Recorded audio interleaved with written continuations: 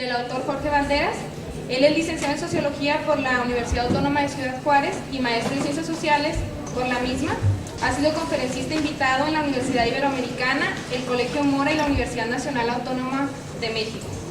Actualmente está realizando una investigación sobre la guerrilla urbana en Chihuahua y, siguiendo con la línea que aborda la temática de su actual libro, desarrolla la investigación La Luz Roja y la Luz Neón, narrativa sobre la Avenida Juárez y la Mariscal.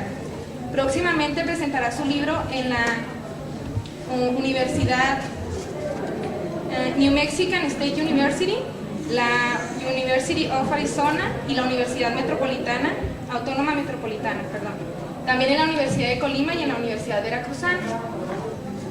En esta ocasión tenemos como comentarista del libro a Melissa Wright.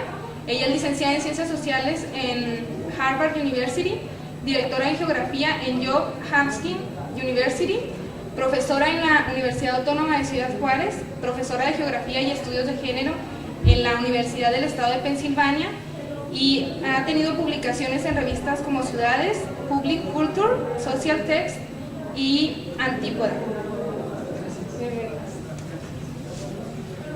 Bueno, es un placer y un honor estar aquí con ustedes y estar con Jorge Valderas en esta ocasión de presentar su libro. ¿Me oyen por el fondo? Bueno, no tanto, ¿sí? Y al principio, bueno, les pido su paciencia con mi español, hace mucho que no lo he hablado, es un problema y que tengo un acento bastante fuerte, pero bueno, seguimos con la lucha de eso. Pero no, en serio que es un honor estar aquí y que, bueno, que voy a empezar con mis primeras impresiones de Jorge. Es que le conocí a Jorge cuando yo tenía la buena fortuna de tenerlo en una clase que di en la maestría de las Ciencias Sociales aquí en la UACJ. En aquel entonces es cuando él me habló de la primera vez de su idea para hacer un proyecto que investigaba cómo el centro de la ciudad se volvía cada noche en una ciudad de mujeres de noche, las habitantes de la zona céntrica en esta ciudad. Pero cuando él me hablaba de mujeres de noche, no se refería a una estereotipa, o sea, que de las mujeres que representan los vicios que se revelan durante la noche. O sea que él no estaba pensando de hacer un estudio que dependía en una representación tradicional de la mujer de la noche como símbolo de una sociedad problemática, sino él estaba pensando desde el principio de investigar a un nivel profundo como ellas, las mujeres, las jóvenes, que se transforman en el espacio público y los barrios del centro para ser sus espacios, los espacios de mujeres, de muchachas, de trabajadoras, de obreras, de operadoras, de espacios de minifaldas y tacones, de mujeres que bailan, bailan y bailan.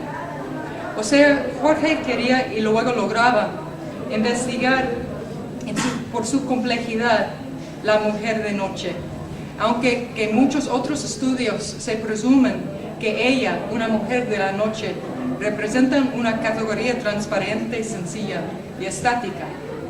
Jorge, al contrario, muestra que esta categoría, esta persona, este sujeto, la mujer de noche, esta figura, es variable, compleja, diversa y dinámica. Y con toda su plenitud y diversidad, es una protagonista principal de esta ciudad y los procesos económicos y sociales que están pasando por ella y como resultado de ella.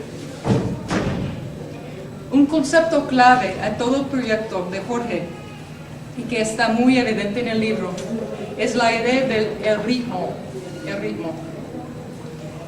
temporal. Jorge, que al principio de este estudio ya había tenido su propia experiencia con el trabajo en una maquiladora y que ya conocía los ritmos de la producción, incluso los ritmos de las líneas de asamblea, en inglés digamos cycle times, no sé, es los tiempos de ciclo, las temporadas cíclicas, algo así. ¿Cómo es? ¿Temporadas cíclicas? Ciclos temporales. Ciclos temporales, que normalmente son como de 22 segundos, que cuando una persona tiene que cumplir con los requisitos de su trabajo cada 22 segundos dentro de una jornada de 9 horas. O sea que cada 22 segundos tiene que repetir unas cosas para hacer, cada 22 segundos de estas 9 horas. Y por este ritmo se están construyendo de estas obreras casi todo de lo imaginable. Las televisoras, las componentes automóviles, las pantalones y millones de aparatos eléctricos. Se los están construyendo cada 22 segundos. Y Jorge teja este ritmo de la producción industrial con el ritmo urbano, con el ritmo de la conversión del día hacia la noche, cuando se cierran las oficinas de menudeo y cuando se cierran las negocios oficiales, y cuando se abren los bares, cuando empiezan la música y cuando empiezan los negocios extraoficiales que se aflorecen bajo la protección de la oscuridad. Jorge muestra cómo los ritmos de la producción industrial se tejan con los ritmos urbanos de una ciudad que es otra en la noche de lo que es durante el día. Y que esta transformación se logra pasar cuando llegan cientos hasta miles de mujeres jóvenes que se bajan de las rutas, que se caminan por las calles en grupos de 3 o 4 o solas, que buscan algo para aliviar el estrés de haber construido 500 unidades de televisores cada 22 segundos de su mañana, de su tarde y de su juventud. El ritmo de la producción industrial, el ritmo de una ciudad nocturna, es el ritmo de una mujer de noche que niega rendirse al cansancio, que se niega a la vejez prematura y los prejuicios de los que dicen mujer de noche como si estuvieran escupiendo las palabras. Y dentro de este mundo, Jorge nos abre algunas ventanillas por los cuentos y las palabras propias de las mujeres que disfrutan de la noche y que por su disfruto se cambia la zona urbana de esta ciudad. Es un estudio elegante, con imágenes fuertes y que tal vez más impresionante, que nunca pierde el hilo teórico que maneja, que es entender cómo los ritmos de las trabajadoras y de las mujeres jóvenes que gozan del baile, que se construye en la imagen de la mujer de noche, que es una imagen diversa y dinámica, y de una ciudad marcada por ella, que es en cierto sentido una ciudad de ellas. Quiero también mencionar los métodos de este estudio que usaba Jorge. Él manejaba los métodos de entrevista y de la etnografía, o sea, los métodos cualitativos, que le permite, como él dice en el capítulo último, los métodos que se sostienen los análisis cuantitativos, con los que, por ejemplo, uno se puede mostrar las tendencias que se marcan en un sistema social o un sistema urbano durante el largo plazo. Este estudio de abiertas y de la etnografía se muestra a nivel profundo cuáles son los factores que se constituyen las tendencias de largo plazo. Por eso este libro hace una contribución importante y significante a los estudios de esta ciudad y a la...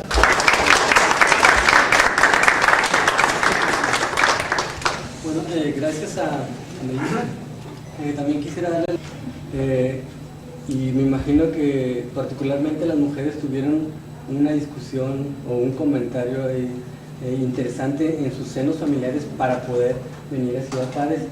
Cuando vean la película Señorita Extraviada, todavía se van a dar cuenta del por qué estar aquí en Ciudad Juárez significa un espacio de riesgo, o incluso cuando vean el texto de Huesos en el Desierto, después de leerlo les va a dar más temor aún venir a Ciudad Juárez.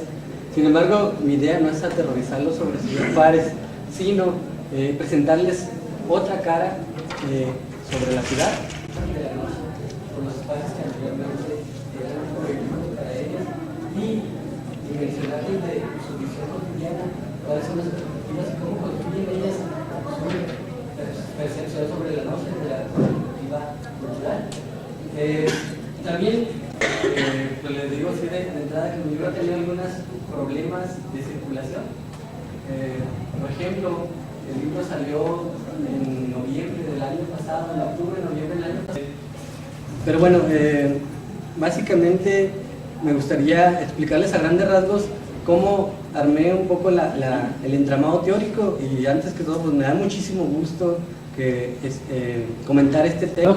Por ahí decía Pierre Bourdieu que generalmente los sociólogos formales hacen malos trabajos de sociología. Afortunadamente yo soy un sociólogo poco formal. El solo hecho de hacer un estudio vendría a ser la noche como temática cultural. Si ustedes ven, por ejemplo, una revisión de todos los trabajos de corte sociológico, antropológico, etnográfico, generalmente se centran en educación, etcétera, se centra únicamente en los tiempos diurnos y se excluye al habitante de la noche. Entonces, la noche como temática social, cultural, es también un tema. A la noche estarían las temáticas sobre la mujer o sobre la mujer maquiladora. Aquí la diferencia de mi trabajo respecto a otros es que mientras que el mundo, los políticos hablan de ella, los empresarios pronuncian discursos, sentidos, etcétera, los académicos las utilizamos como temas le ha dado la voz para que ellas mismas construyan su propia visión, y esa fue una de las estrategias metodológicas que utilicé para que fueran ellas de lo que estoy describiendo o de la temática que estamos trabajando, y yo les doy la voz más importante a ellas, a las obreras, y junto con ellas trato de reconstruir lo que viene a ser, ahora sí que vendría a ser la otra parte, por ejemplo, de lo que ustedes, pues, y que mundialmente... Sí, o sea, sí,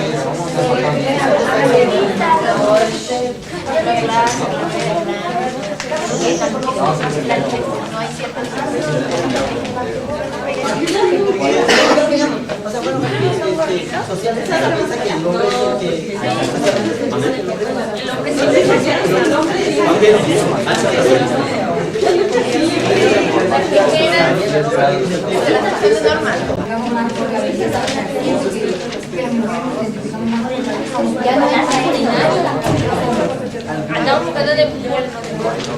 ¿Qué hombre quería una?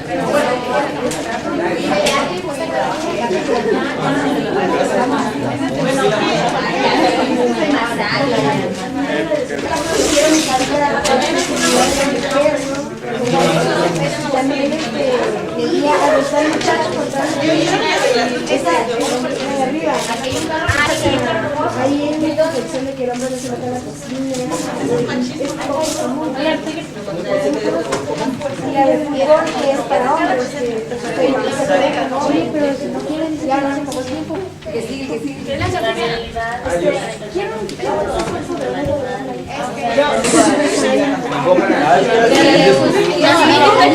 porque es que la cosa que dice quiero ser yo, o sea, creo que es importante. O sea, y su belleza, o sea, para mí significa una felicidad interior, no porque, ¿sabes? La calvicie sí también. Es una mujer discapacidad que tiene la capacidad intelectual para... ¿Cuál? Hay que checar. Pues de la más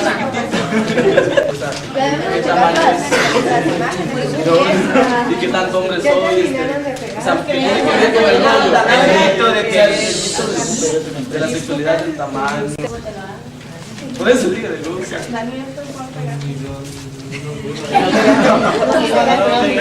Bueno, pero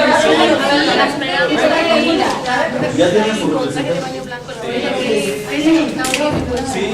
Sí.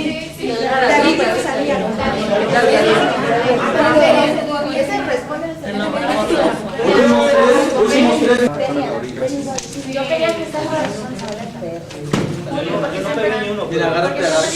pues es que soy niño, se supone, pero que está en donde se reproduce, se supone, es que parece que no encontramos. Pero es que siempre se revisa. Yo no pegué nada. ¿por qué verlo desde ese punto? Mejor con capacidades diferentes, porque desde ese momento de incapacitada ya estamos dejando a la mujer. Pero la mayoría. Sí, O sea, yo te digo que, por ejemplo, la mayoría. ¿Quién no? De pantalón de rosa. Ay, que es del otro lado. Ay, que porque no te quedas. Nada más necesita mujer usted. Bueno, ese color.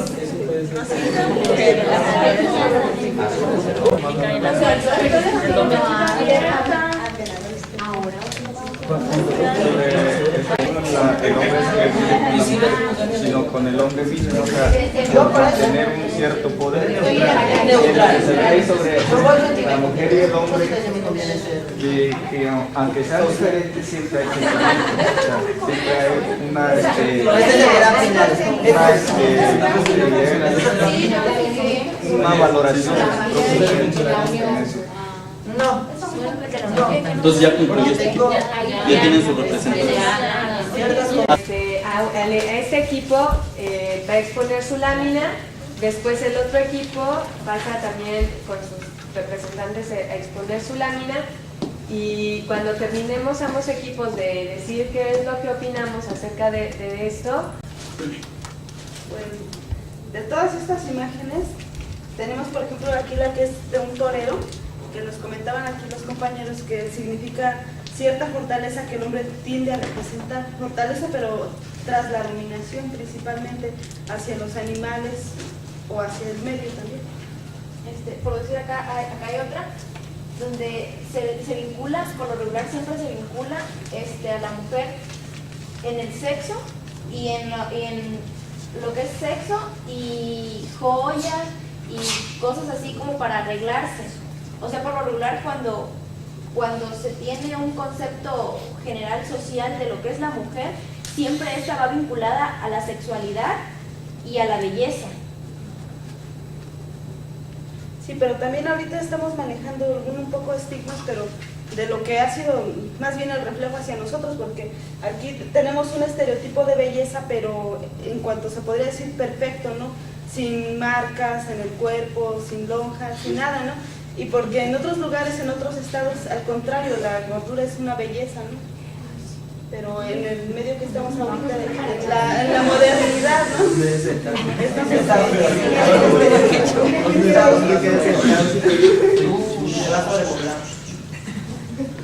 Por decir acá pegábamos porque, por decir acá dice los 100 magníficos, y vemos las personas más sobresalientes a través de la historia.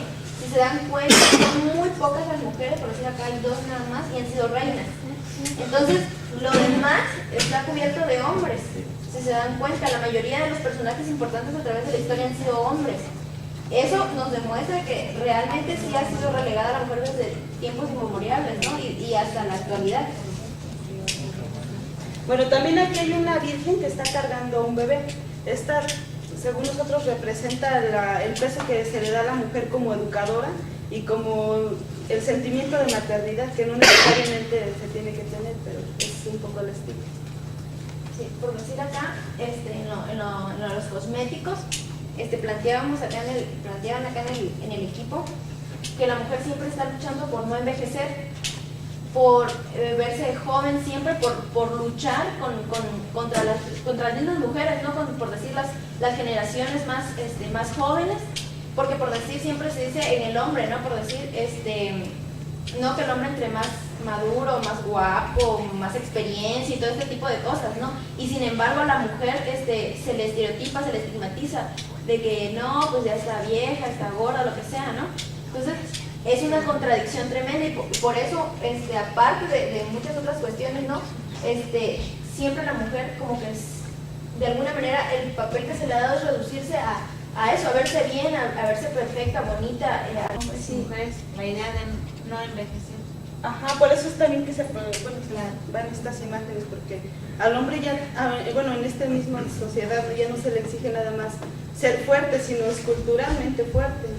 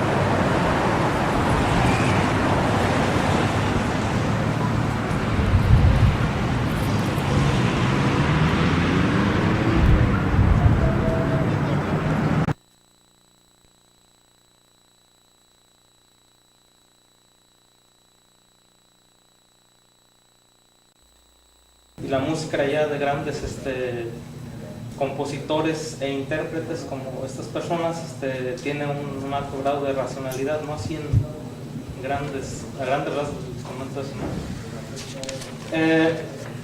En el año de 1532 aproximadamente llega a esa región Fray Miguel de Bolonia, y una de las estrategias que él utilizó para evangelizar a este grupo indígena de los Cocas fue inculcarles la religión a través de la música, ¿no? Porque veía que les fascinaba todo esto de la música, ¿no?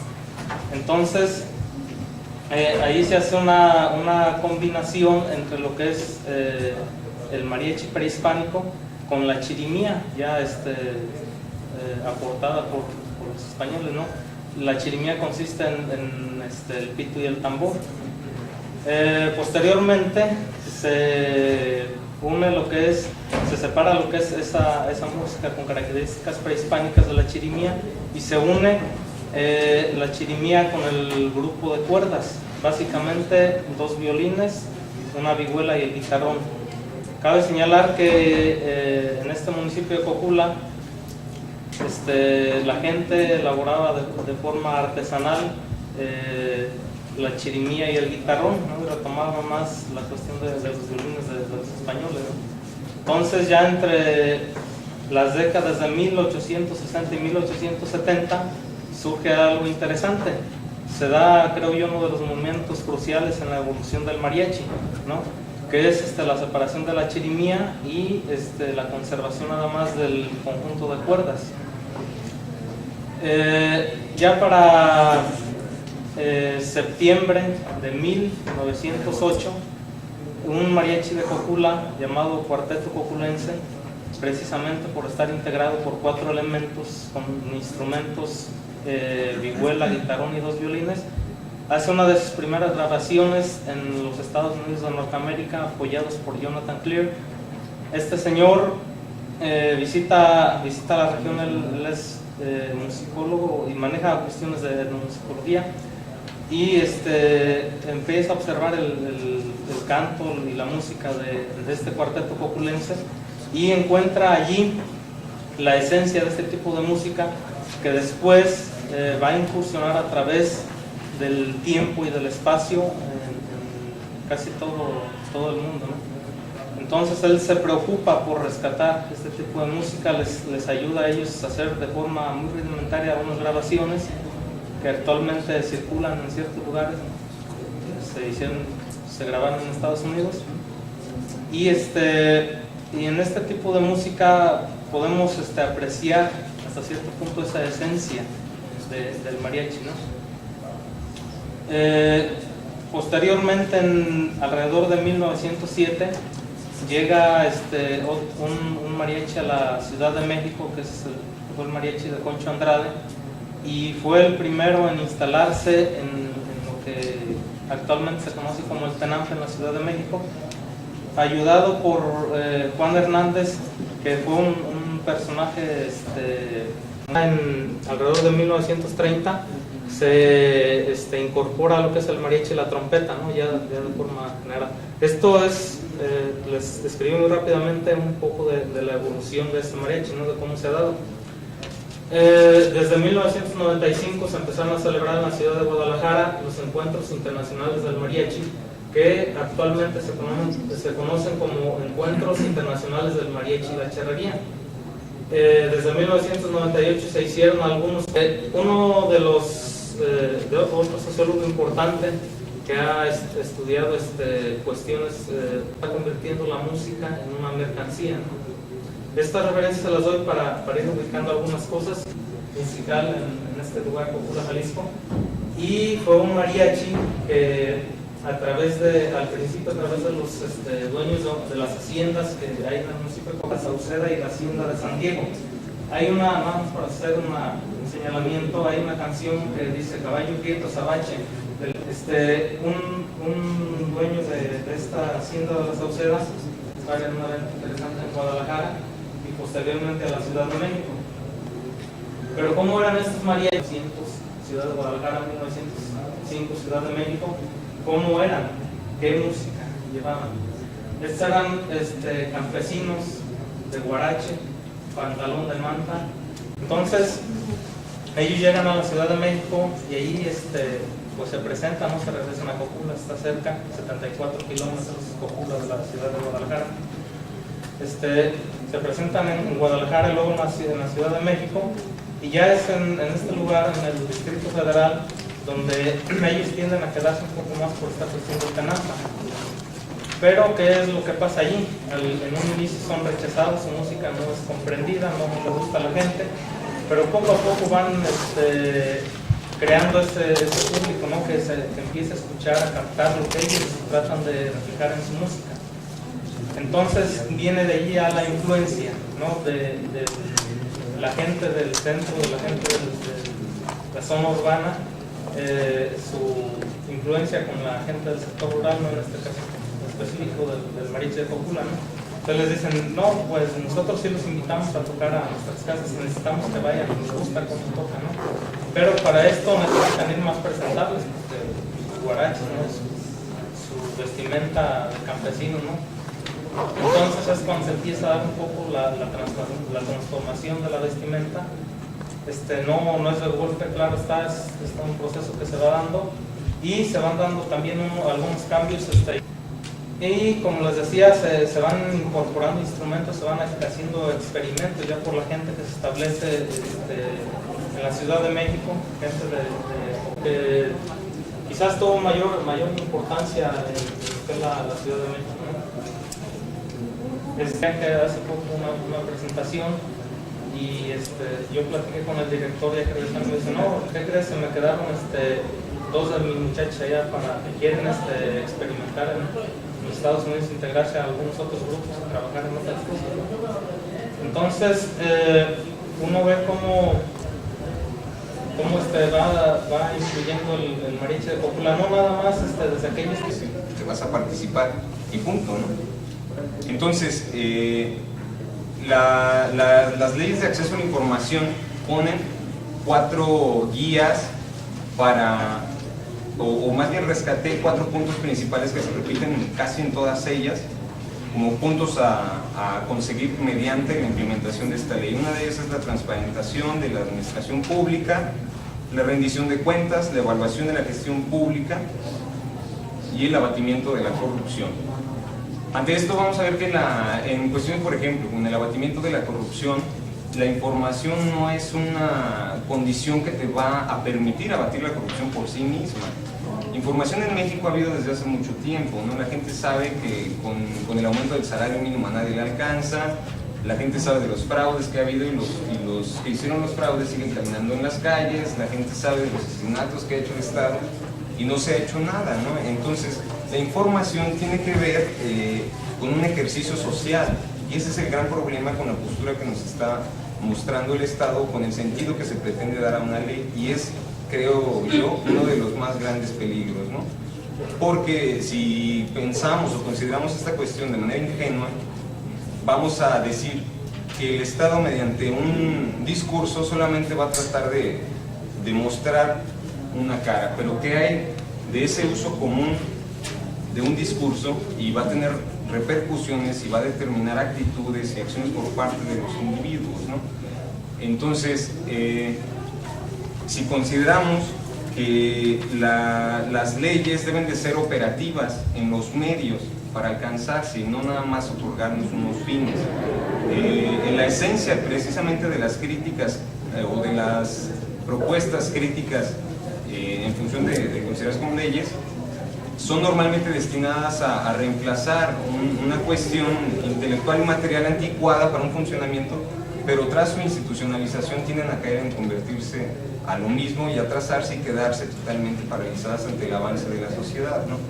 Entonces, si debemos de entender el ejercicio de una democracia informacional, hay que atender conceptos claves. Uno de ellos es que las leyes no pueden ser un manejo práctico, como describe Bourdieu, en donde nos dice que el manejo práctico es solamente ejercer una actitud, o ejercer una acción sin una consideración sobre el sentido que tiene esta, ¿no? En nuestro ejercicio cotidiano. difícilmente superará entonces el orden de las cosas y solamente va a estar en función de los principios. Críticas sobre la existencia de las leyes y el sentido que se tienen que aplicar. Para que exista una democracia en cuestión de información, no debe de existir una ley. Yo creo que eso es muy claro. Entonces las leyes se tienen que asumir y deben de tener un ejercicio social para poder ser válidas, para poder ser eficaces y para poder ser consideradas como legítimas. La ponencia que estoy manejando plantea precisamente esa cuestión. Una ley de acceso a la información o una sociedad democrática no lo es porque sus leyes lo digan o porque el Estado la promulgue, sino porque los ciudadanos lo confirman y porque ejercen esa democracia en todos los días de su vida, ¿no?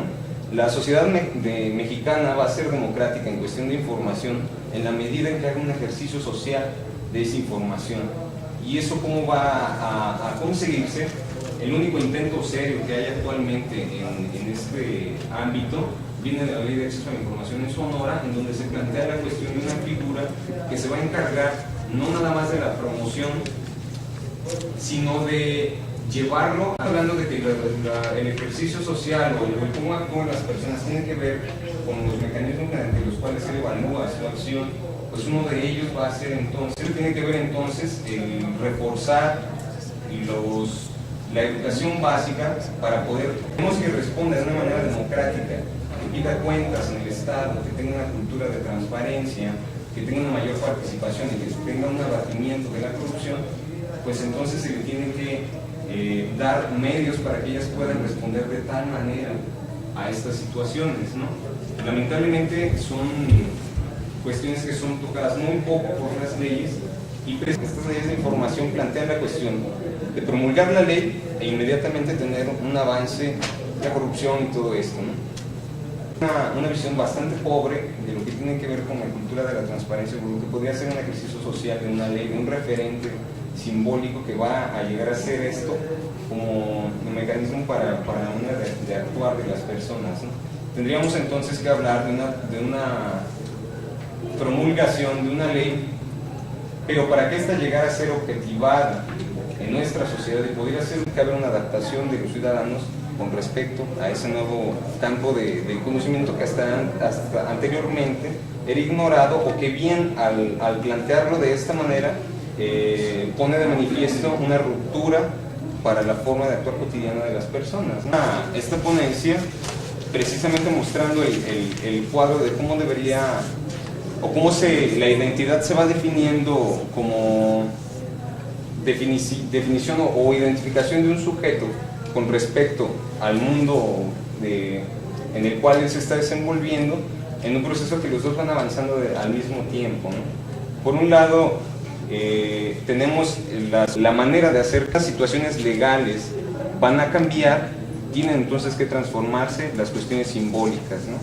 Sobre con lo que van a ser o van a terminar siendo los mecanismos que van a utilizar los agentes para poder llevar a cabo una acción, ¿no? Entonces es precisamente desenmascarar un discurso político para poder convertirlo en un análisis y llegar a lo que había planteado como una operación en la cual el Estado consideraba que al quitar un cierto número de elementos de un conjunto nos aplica la lógica de que pues entonces esos elementos que quitamos van a aparecer en el otro al que se los agreguemos, ¿no? La cuestión social y cultural es mucho más compleja y el dar o aprobar una ley no garantiza el ejercicio social de esta. Bien podríamos tener nuevamente una ley obsoleta, bueno, no obsoleta, sino en desuso de una democracia informacional, ¿no? Entonces es precisamente tratar de considerar esta cuestión para dejar de tener un manejo práctico de las leyes como actualmente se está haciendo y llevar esta cuestión de la ley de acceso a la información a un manejo simbólico.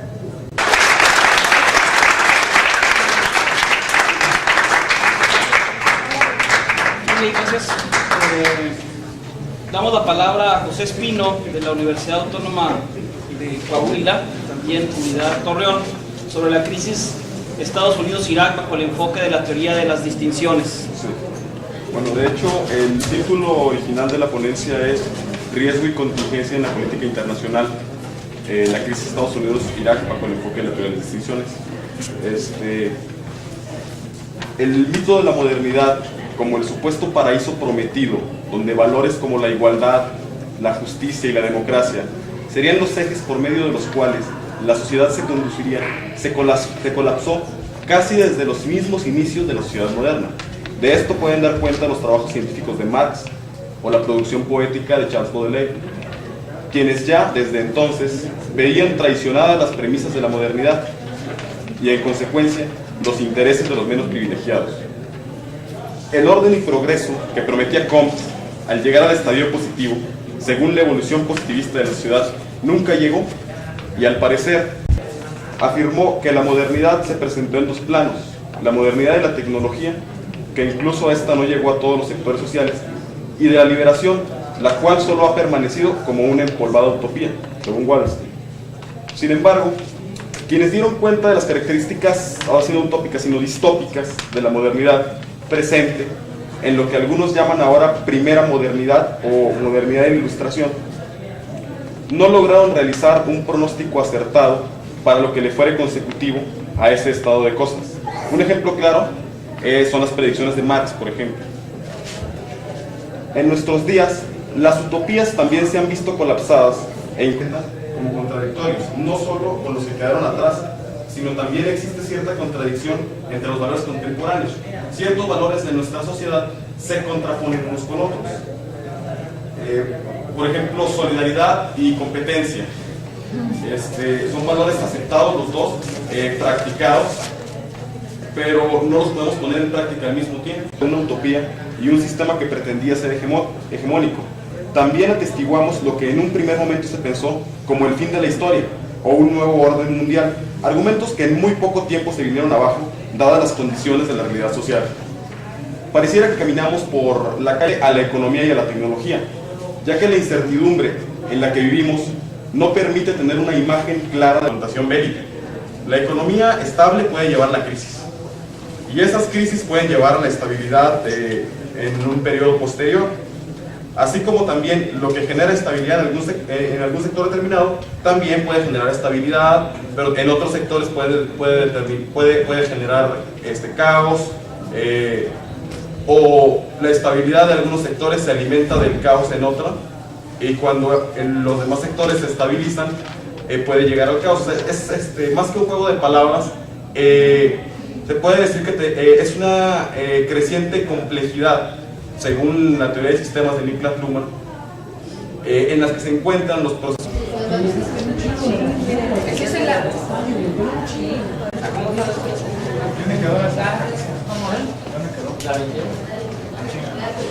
¿Cómo están las cervezas allá para que la cerveza? En la Juárez, como en la Juárez. ¿Cómo harías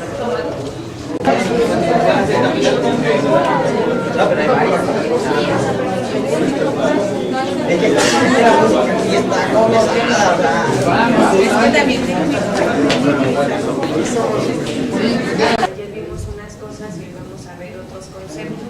No, básicamente ayer lo que vimos pues lo que es el término de género y lo que son los estereotipos y los roles de género para poder comprender lo que sería del taller, pero bueno, como puedan, váyanse integrando, o sea, no es nada difícil entenderlo, entonces, para que podamos comenzar. Vamos a ver ahorita un video, se llama La vida, ¿no? Para un taller acerca de sexualidad con jóvenes, trabajando con hombres jóvenes, ¿no? Y bueno, nos pareció interesante traerlo al taller porque tiene muchas cosas de las que vimos ayer. Este video lo vamos a comenzar a ver para poder plantear después de esto qué es la masculinidad, ¿no? Entonces, bueno, vamos a comenzar viendo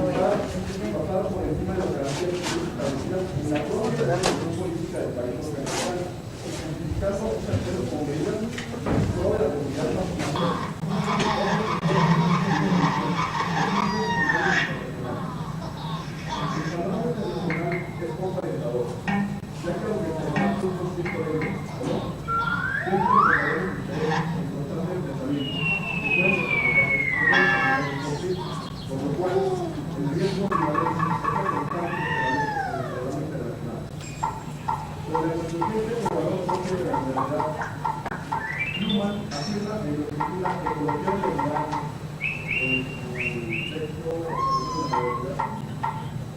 que lo único que puede tener, de lo único de lo que se puede tener certeza en los ciudadanos de eso es que no se puede tener certeza de nada. Esto, bueno, puede ser similar a lo que yo mencionaba. Sin embargo, más bien aporta una reflexión, ya que explica los motivos que llevan a esta atención. Esto está explicando es una sociedad con una creciente complejidad y una necesidad de la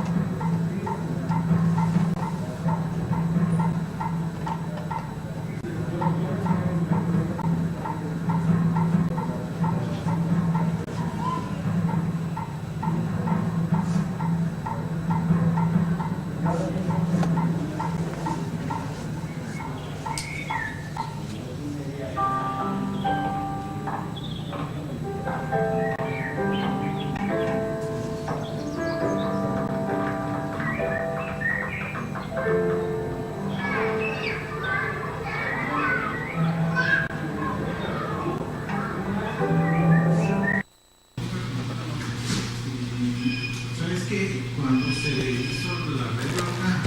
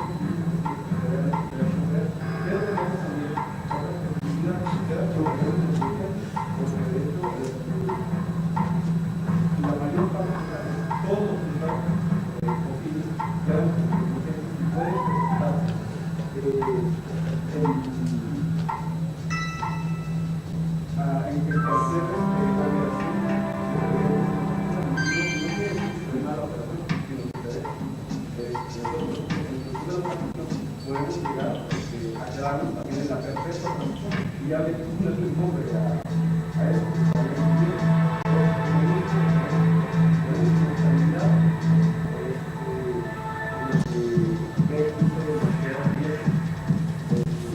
Pero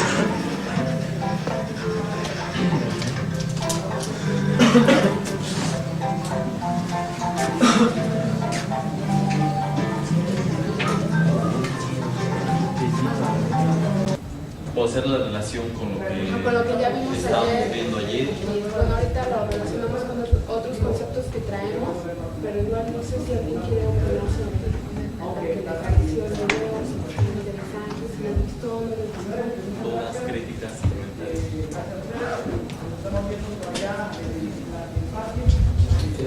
Yo quiero apreciar en la película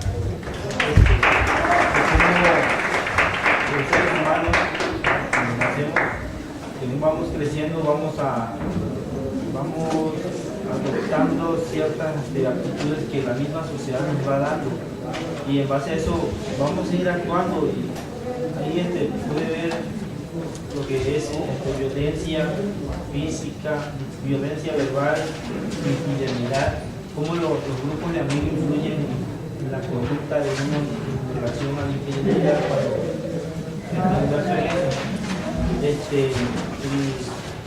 el embarazo